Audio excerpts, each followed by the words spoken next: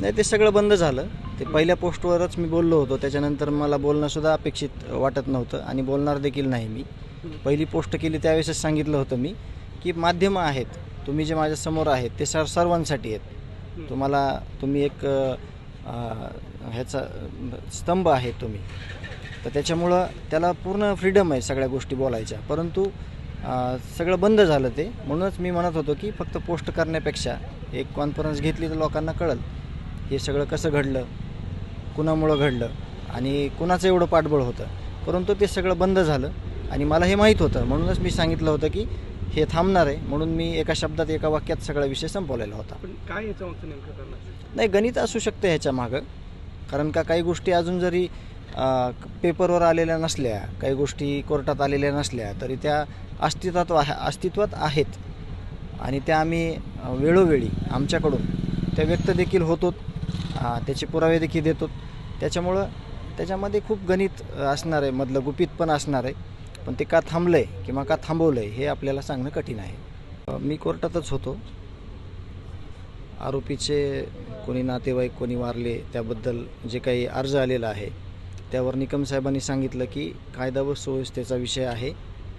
Police यंत्रणेनं ती सगळी खबरदारी घेऊन न्यायालयाला त्यांनी तसं बोलले की ही खबरदारी किंवा ही जिम्मेदारी सगळी पोलीस यंत्रणेची असेल, या संदर्भात न्यायालयाने निकाल द्यावा किंवा त्याची ऑर्डर द्यावी असं त्यांनी निकम साहेबांनी सांगितलेलं आहे. परंतु काय काळजी घेतली पाहिजे असं या संदर्भात? नाही, ही खूप केस सेन्सिटिव्ह आहे.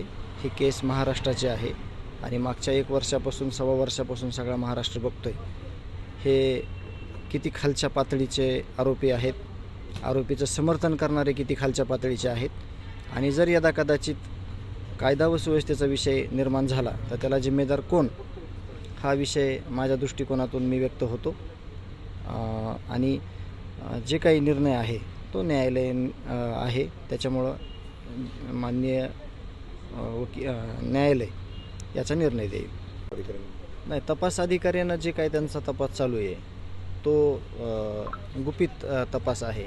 तो जर सांगितला तर आरोपी कदाचित ज्या गोष्टीच्या म्हणजे ज्या चुका केलेल्या आहेत त्यांनी त्या परत चुका तशा न करता अजून शातीरगिरीनं वागू शकतो. म्हणून त्यांनी माझ्याशी बोलणं टाळलेलं आहे. परंतु तपास चालू आहे आणि त्याची जो आढावा आहे तो आढावा देखील पोलीस यंत्रणेने CIDने घेतलेला आहे. असं काही कामकाज न्यायालयात झाल्याचं पाहायला मिळालं. मागच्या तारखेला ज्या आरोपींच्या वकिलांनी मागणी केलेली होती, जे इलेक्ट्रॉनिक एव्हिडन्स आहेत, जे लॅपटॉप रिकवर झालेला आहे त्याच्या क्लोन कॉपीच्या देण्यात यावा असा अर्ज केला होता.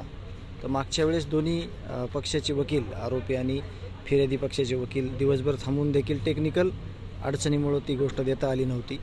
परंतु कोर्टात आज माननीय न्यायालयानं अशा सूचना दिल्या आहेत की आज दिवसभरात थांबून त्या सगळ्या कॉपीज द्याव्यात आणि येणाऱ्या तारखेला, पुढची तारीख 24 आहे, 24 मार्च, त्या 24 मार्चला साक्षीदारांची लिस्ट आणि प्रत्यक्ष केस सुरू व्हावी अशी आम्ही देखील चर्चा केली आणि येणाऱ्या 24 तारखेला केस चालू होईल अशी आम्हाला अपेक्षा आहे.